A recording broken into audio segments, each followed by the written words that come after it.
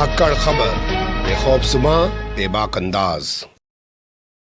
धाकड़ खबर के news room से मैं आपके साथ हूं अकरम रेस खान। घोसी विधानसभा सीट के उपचुनाव में दलित समाज के लोगों ने भारतीय जनता पार्टी के संस्कारी प्रत्याशी दारा सिंह चौहान को जबरदस्त तरीके से हराने में अपनी अहम भूमिका क्या निभाई कि अब बदला बाबा साहब भीमराव अंबेडकर की प्रतिमा से लिया जा रहा है। जी हां, ध्यान से सुनिए, थोड़ा गौर से सुनिए, क्योंकि इस मुद्दे को लेकर सोशल मीडिया पर बड़ी बहस छिड़ गई है और लोग कह रहे हैं कि घोसी में भारतीय जनता पार्टी के संस्कारी प्रत्याशी को हरवाने में दलित समाज के लोगों ने अपनी सबसे अहम भूमिका निभाई है और उसका बदला अब बाबा साहब भीमराव अंबेडकर की प्रतिमा को तोड़कर लिया जा रहा है।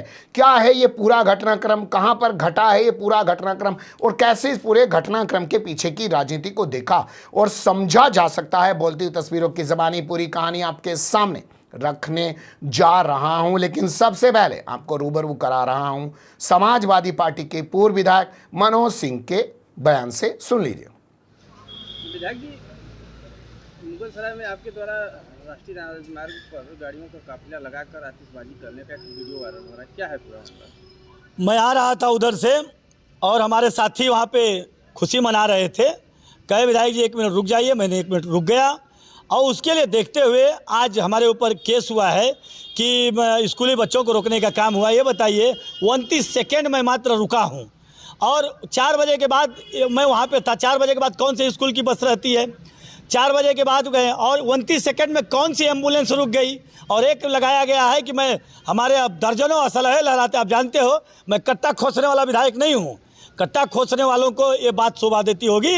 मनोज के ऊपर ये इल्ज़ाम बिल्कुल बेबुनियाद है और ये बात का बिल्कुल मैं कड़ी निंदा करता हूँ इसकी। आधा दर्जन से अधिक मुकदमे आपके ऊपर लगाए गए गंभीर धाराओं में, क्या मानते हैं? देखिए, जो चलेगा उसके ऊपर मुकदमा होगा, क्योंकि विपक्ष का हूँ और मुझे मुकदमा से लोग चाहते हैं कि मनोज को रोक दिया जाए। अभी हमारी गंगा कटान पदयात्रा शुरू करने वाला हूँ 14 से लेके 19 तारीख तक। इस मुकदमा इसलिए हो रहा है कि इसमें बाधा बने।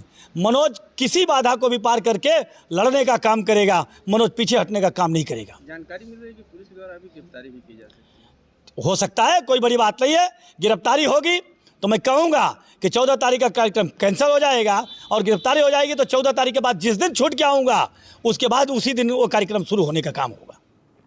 सुना अपने विधायक महोदय को, वो बता रहे हैं कि जैसे ही घोसी का चुनावी नतीजा आया और उन्होंने जश्न मनाने के लिए अपनी गाड़ी को जरा सा सड़क पे क्या रोक दिया, वैसे ही चंदौली के मुगल सराय थाने में उनके ऊपर मुकदमा ठोक दिया। मुगल सराय नाम आते ही वैसे आपको मुगल सराय जंक्शन भी याद आता होगा, जिसको मोदी सरकार ने 56 इंच का सीना रखने वाली मोदी सरकार ने उत्तर प्रदेश के मुख्यमंत्री आदित्यनाथ योगी के कहने पर नाम बदल कर दिया था दीनदयाल उपाध्याय जंक्शन। लिंग थाने का नाम अभी भी मुगल सराय है। तो मुगल सराय में 7 धाराओं में संगीन मुकदमा दर्ज कर दिया गया है। विधायक का कहना है कि वो किसानों के हित में एक अपना आंदोलन शुरू करने जा रहे हैं 14 तारीख से।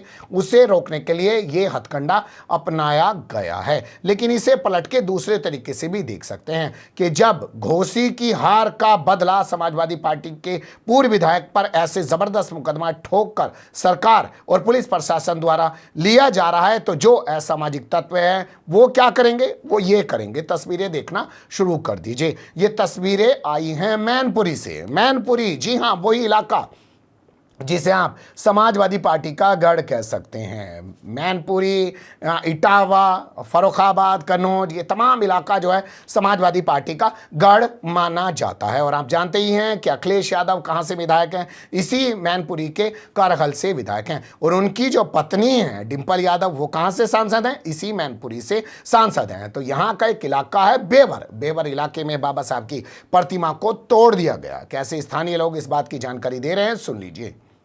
मेरा नाम छविनाथ सिंह। कहाँ के रहने वाले हो? भटपुरा।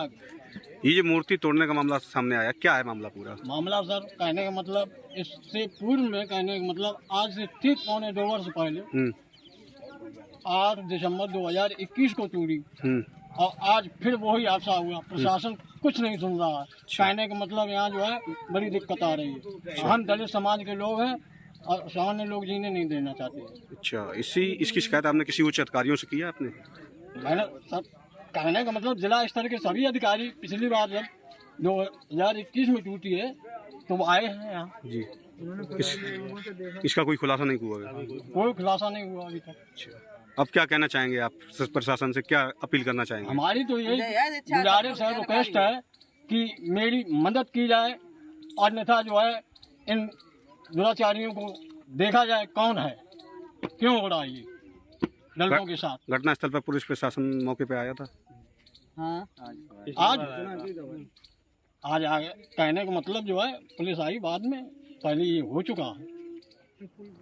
सुन लिया आपने, कितना गंभीर मामला है। पहले भी इस प्रतिमा को तोड़ा गया था लेकिन तब कोई कार्रवाई नहीं की गई, अब भी कोई कार्रवाई नहीं की गई है। मामला कितना सही है, पहले वाला भी और अब वाला भी, पुलिस अधिकारी के ज़बानी खुद सुन लीजिए।